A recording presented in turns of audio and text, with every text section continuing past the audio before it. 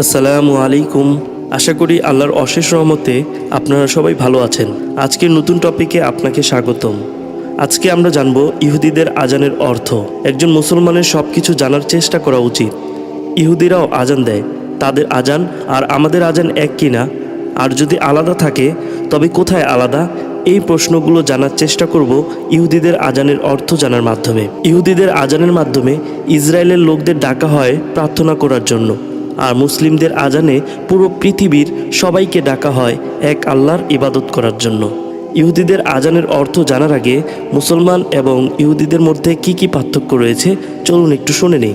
সাধারণত ইহুদিরা মুসলমানদেরকে দেখতে পারে না, তবে ইসলাম ও ইহুদি ধর্মের মধ্যে কিছু সাদৃশ্য এবং কিছু পার্থক্য রয়েছে। কিছু সাদৃশ্য আপনাদের সামনে তুলে ধরছি। মুসলমান ও ইহুদিরা এক ঈশ্বরবাদে বিশ্বাসী, অর্থাৎ সৃষ্টিকর্তা এক এবং তার কোনো শরিক নেই। যেমন মুসলমানরা বিশ্বাস করে, তেমনিভাবে ইহুদিরাও এই একই কথার উপর বিশ্বাস করে। মুসলমান ও ইহুদিদের মতে তাদের জাতির পিতা হজরত ইব্রাহিম আলাইসাল্লাম, সমগ্র মানব জাতির পিতা হজরত আদম আলাইসাল্লাম। মুসলমানরা যেভাবে এটি বিশ্বাস করে, ইহুদিরাও এটি বিশ্বাস করে। মুসলমানরা প্রতিদিন 5 বার ভোরে, দুপুরে, বিকেলে, সন্ধ্যায় ও রাতে নামাজ আদায় করে। ইহুদিরা তেমনি প্রতিদিন 3 বার ভোরে, দুপুরে ও রাতে প্রার্থনা করে। এই দুই ধর্মের প্রার্থনার জন্য কিবলার দিক আছে। মুসলমানদের কিবলা হলো মক্কার কাবা, আর ইহুদিদের কিবলা হলো জেরুজালেমের প্রার্থনা স্থান। মুসলমানদের যেমন জীবনে একবার হজ করতেই হয় যদি ফরজ হয়ে থাকে, তেমনি ইহুদিদের বছরে 3 বার তীর্থযাত্রা করতে হয় জেরুজালেমে। মুসলমান এবং ইহুদিদের উভয়ের পুরুষদের খতনা করতে হয়। দাড়ি রাখতে বলা হচ্ছে দুই ধর্মেই। দাড়ি কাটা দুই ধর্মের দৃষ্টিতে গুনাহ এবং পাপ। মুসলমানরা যেমন কোনো ব্যক্তিকে দেখলে সালাম দেয়, তেমনি ইহুদিরা কোনো ব্যক্তিকে দেখলে সালাম বা সালেম দুই শব্দটি ব্যবহার করে। এই দুই শব্দের অর্থই হচ্ছে শান্তি। দুই ধর্মে বিশেষ কিছু আইন আছে। মুসলমানদের জন্য শরিয়া আইন আর ইহুদিদের জন্য হচ্ছে হালাকা আইন। ইসলাম ধর্ম মতে শুক্রবার সপ্তাহের পবিত্র দিন ও বিশেষ ইবাদতের দিন জুমা।